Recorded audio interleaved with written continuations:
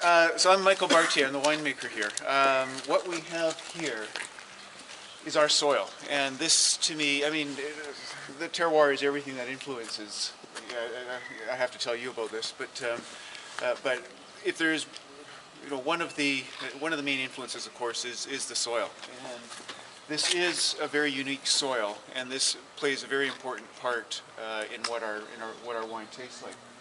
This is classified by the Pacific Agri-Food Research Center as ponderosa soil, and it's one of three associated soils in a group, and the other two soils are called stemwinder and ratnip, and they're, one is classified as gravelly sandy loam, and the other one is loamy gravelly sand, and so on. And it's, as you can see, it's a fairly dense soil, and I mean very heavy, and this is very important for grape varieties like Chardonnay and Pinot Noir specifically, I think, especially Pinot Noir, I think, as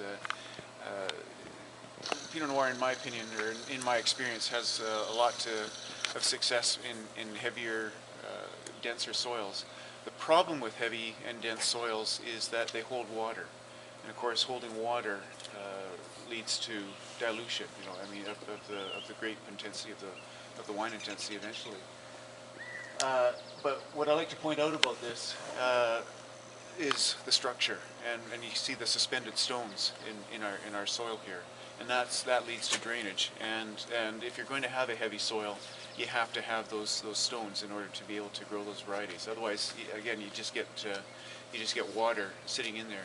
Even with those stones in there, we end up with some pretty heavy vigor in the vineyard, and that's an issue.